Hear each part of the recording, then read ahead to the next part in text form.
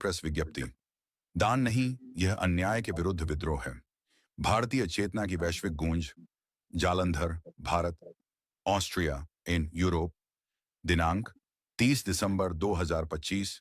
Global Ravidasia welfare organisation Europe से संबद्ध global Ravidasia welfare foundation 2025 Austria के कैशियर श्री प्रमोद कुमार द्वारा जनहित सुधार सभा राज्य जाल 51,000 रुपये की सहयोग राशि प्रदान की गई। ये योगदान केवल आर्थिक सहायता नहीं, बल्कि अन्याय, उपेक्षा और असमानता के विरुद्ध एक मौन विद्रोह है। ये पहल उस भारतीय परंपरा का प्रतीक है जहां सेवा को दिखावा नहीं, संस्कार और माना गया है। विदेश में रहकर भी समाज की पीड़ा को समझना और उसके समाधान में सहभागी बनना प्रवासी भारतीयों की सामाजिक चेतना और उत्तरदायित्व को वैश्विक मंच पर स्थापित करता है। भारतीय स्वर जो यहां गरज बन जाता है। इस अवसर पर भारतीय चेतना की वही ओजस्वी परंपरा स्मरण होती है जहां विनम्रता ही सबसे बड़ा साहस है। सीखे कहां नवाबजू ऐसी देनी देन, ज्यों ज्यों कर ऊंचा करो, त्यों त्यों नीचे नैन।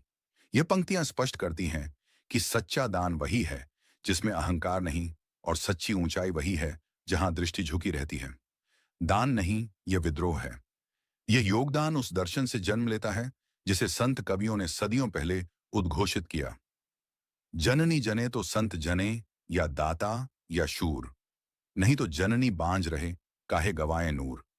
ये दोहा केवल प्रशंसा नहीं, बल्कि समाज के लिए एक चुनौती मार है कि जन्म तभी सार्थक है जब वह सेवा, साहस और त्याग से जुड़ा हो।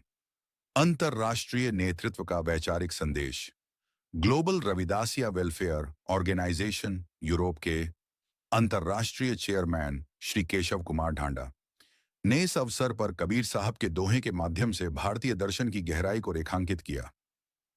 देनदार को और है जेरो जान, भेजत 100 दिन रैन, लोग भरम हम पर करें, याते नीचे नैन। उन्होंने कहा कि यह विचार प्रवासी भारतीयों के मनोबल को ऊंचा करता है, क्योंकि यह सिखाता है कि सेवा का श्रेय स्वयं लेना नहीं, बल्कि उसे कर्तव्य और सामूहिक चेतना का हिस्सा मानना ही भारतीय संस्कार है। संगठन का दृष्टिकोण। Global Ravidasia welfare organisation Europe का विश्वास है कि समाज परिवर्तन का मार्ग भाषणों से नहीं, बलिदान, संवेदना और निरंतर कर्म से बनता है। श्री प्रमोद कुमार का यह योगदान आने वाली पीढ़ियों के लिए यह संदेश है कि यह सेवा सीमाओं में नहीं बनती, और भारतीय चेतना आज भी विश्व पटल पर जीवंत है।